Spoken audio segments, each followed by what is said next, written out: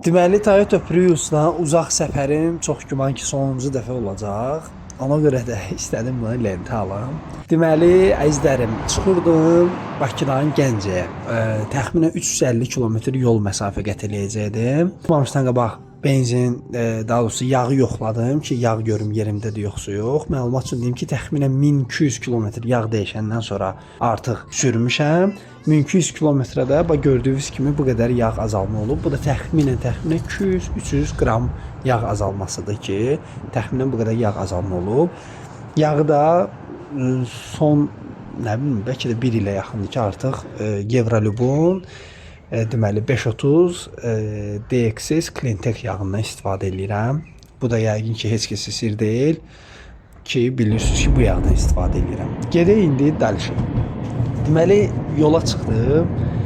Yola çıxanda, əsasən bu tərəfdən yola çıxanda, yəni söhbət Bakı-Qazax yolu ilə deyil də, o tərəfdən yola çıxanda mən 99% Sokardan benzin vururam. Hələ Sokara gəldim.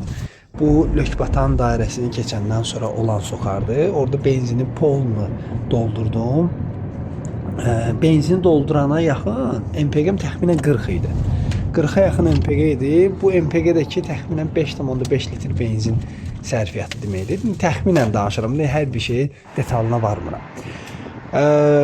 Polnu bak benzin vurandan sonra normal sürüşlə başladım maşını sürməyə. Bir də yaddan çıxarmamış uzaq yol sürəndə istədiyim abqonu falan eləmək üçün mən istifadə edirəm Vinsin Aktan boosterini. Bu da benzinin aktanını qaldırır. İstədiyim performansı alıram. Həmin an Prius'dan 1.5 mühərrik olmağına baxmayaraq olur bir dənə balaca canavar.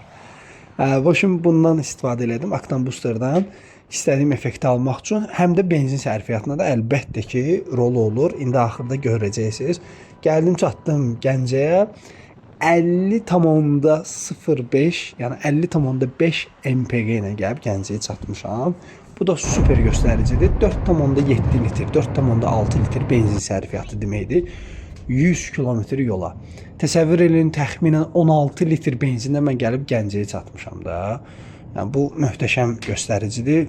Deyim ki, heç vaxt belə göstərici ilə heç gəlib çatmamışdım. Bu birinci dəfədir, rekordumdur. Maşın da ki, maşallah olsun 4 il yarım, 4 ildə təxminən sürümdə 2020-nin noyabrında almışam. Nəyə görə deyirəm sonuncu? İnşallah ki, martın sonu, aprelin əvvəli artıq Prius'u satıram. Ona görə dedim bunu lentə alın, qalsın burada. Yadigar kimi, belə deyim. Allah canı sağ eləsin, videonun sona qədər izlədiniz.